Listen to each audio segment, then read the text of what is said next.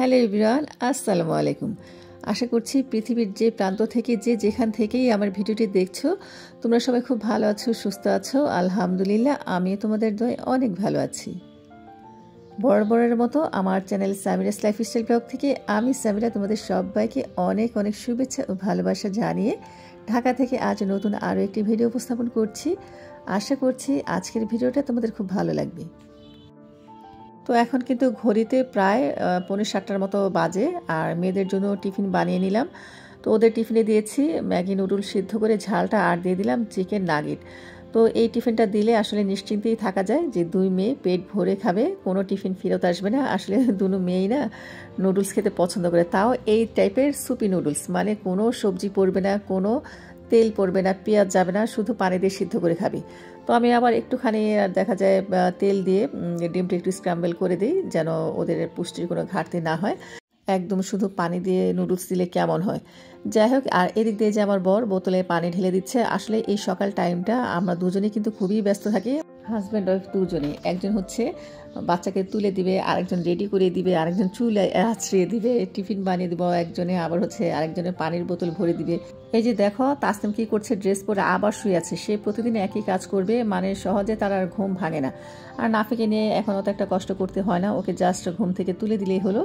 এরপর শুধু চুলটা আছড়ে দিলেই ও আর কি নিজেরটা নিজেই রেডি হয়ে যায়। তো এখন প্রায় ঘড়িতে 7:15টার মতো বাজে, আর শীতের দিন বলে কিন্তু দেখা যায় তাসনিমের মাদ্রাসাটা একটু লেট করেই শুরু হয়, 7:30টার মধ্যে গেলেও হয়, কিন্তু নাফির স্কুলটা হচ্ছে একদম 8টা থেকে শুরু হয়ে যায়। তো দুটো মেয়ে চলে গিয়েছে, এরপরে যে আমার বর আবার চলে আসছে। আর আসার সময় ও সদাই পাতি যা লাগে, মানে বাজার সদাই, সেগুলো নিয়ে আসছে। আর আমার তো চা ছাড়া চলবেই না সকালে নাস্তায়। তো আমার জন্য চা করে নিলাম, সাথে ডিম পোচ করেছি, এরপরে পরোটা আছে, ডাল ভাজি আছে। আসলে সকালবেলা না গরম গরম পরোটা বা গরম গরম খিচুড়ি হলে আর কিছুই লাগে না। এখন চারপাশ থেকে শুধু রান্নার ঘ্রাণ আসতেছে, কেউ খিচুড়ি রান্না করতেছে, কেউ দেখি ভর্তা বানাচ্ছে। তো আসলে সকালবেলা এই ধরনের খাবারগুলো খেতে ভালো লাগে, কিন্তু করতে অনেক আলসেমি লাগে। আবার দেখা যায় অনেকে মিলে যদি খাওয়া দাওয়া করতো তাহলে ভালো লাগতো। যাই হোক, এই যে পরোটা খাচ্ছি, আর সাথে তো আমার চা হলে তো আমার আর কিছুই প্রয়োজন হয় না। তো প্রথমে ভাবলাম যে ডিমটা আসলে খেয়ে নিই, নয়তো ডিম আবার খেতে ইচ্ছে করবে না। আর নাস্তা খেতে খেতে আমার প্রিয় বন্ধুরা, তোমাদের কাছ থেকে আমি সবসময় যেই রিকোয়েস্টটা করি সেটা একবার করে নিচ্ছি। তো অলরেডি তোমরা যারা যারা আমার ভিডিওটি দেখা শুরু করেছো, আমি বলবো প্রথমেই ভিডিওটিতে একটি লাইক দিয়ে এরপর সম্পূর্ণ ভিডিওটি দেখো। আর আজকে আমার চ্যানেলে যারা নতুন ভিডিওটি দেখছো, আমি বলবো ভিডিওটির কোন একটি অংশ যদি তোমাদের ভালো লাগে, প্লিজ সেই অংশটির জন্য হলেও চ্যানেলটিকে সাবস্ক্রাইব করে আমার পাশেই থেকে যেও। আর সাথে থাকা ছোট্ট বেল বাটনটি অল অন করে দিও, এতে করে আমি যখন কোনো নতুন ভিডিও আপলোড করব সবার আগে নোটিফিকেশান তোমার কাছে পৌঁছে যাবে। চাইলে তুমি তোমার সুযোগ মতন পরবর্তীতে দেখে নিতে পারবে।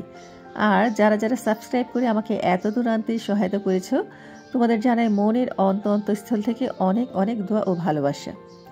তো নাস্তা খাওয়া শেষ করে বাজার যেগুলো এনেছে সেগুলো তো তোমাদের দেখালামই, এগুলো একটু গুছিয়ে নিচ্ছি। এই যে আমার মা বসে বসে আমাকে ধনেপাতা, তারপর হচ্ছে কাঁচামরিচ, এগুলো বেছে দিচ্ছে।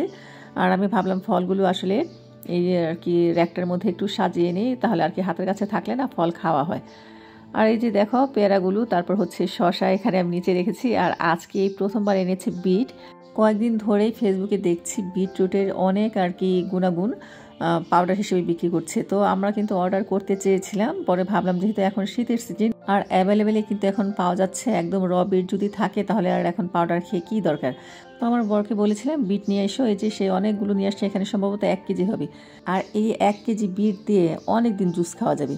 যাই হোক, যেদিন বিটের আর কি জুস করবো সেদিন তোমাদের সাথে অবশ্যই শেয়ার করব।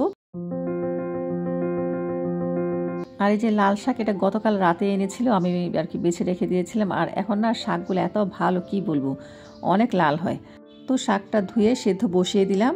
আর মাছ এনেছে 2 আইটেমের, এখানে হচ্ছে পাবদা মাছ আর হচ্ছে কাচকি মাছ। কাচকি মাছটা এত ভালো, কি আর বলবো। তো লাউ এনেছে, তো ভাবলাম লাউ যখন এনেছে, আর আমার আব্বাও লাউ খেতে পছন্দ করে, আমার বড় লাউ খেতে ভীষণ পছন্দ করে শোল মাছ দিয়ে, তাই আর কি ঘরে শোল মাছ ছিল, শোল মাছ ভিজিয়ে নিয়েছি। তো এখন এই যে লাউটা এখন আমি ছিলে নিব পিলার দিয়ে। তো আমার ঘরে 2টা পিলার ছিল, তো লাউটা ছিলতে না একটু মাঝে মাঝে দেখা যায় আর কি হার্ড হয়ে যায়। তো ভাবলাম যে স্টিলের পিলারটা নেই, এই স্টিলের পিলারটা এত ধার, কি আর বলবো, একটু যদি বেদি বেশকম হয় হাতের চামড়ায় আর কি উঠে যাবে, এতটাই ধার।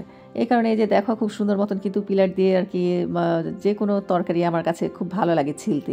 এবার লাউ হোক, পটল হোক, আলু হোক, মূলা হোক, শালগম হোক, মানে ভীষণ উপকারী একটা জিনিস।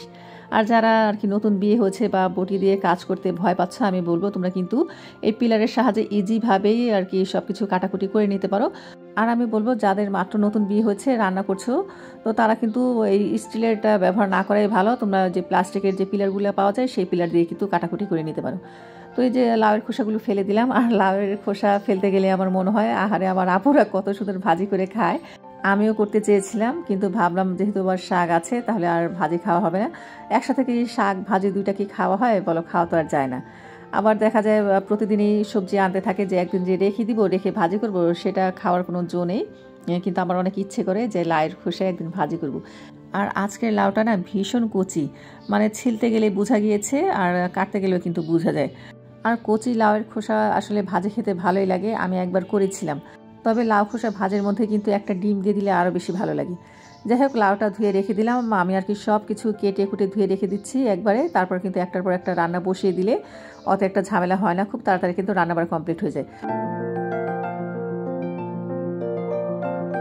আর এই যে দেখো, আমি মাছ পরিষ্কার সময় কিন্তু সবসময় এই ঝুড়িটাই ব্যবহার করি। দেখা যায় বাজার থেকে যদি বড় আর কি মাছ আনে, তখন কিন্তু আস্ত মাছ নিয়ে আসলে আমি আর কি তারের সোবা দিয়ে পরিষ্কার করি। আর যেহেতু ছোট মাছ বা অনেক সময় দেখা যায় মাছ কেটে নিয়ে আসে, তখন কিন্তু আমি এই প্রসেসেই আর কি মাছটা ঘষে নেই। এতে করে কিন্তু মাছের যে কালো দাগগুলো থাকে সেগুলো চলে যায় আর খুব সুন্দর পরিষ্কার হয়।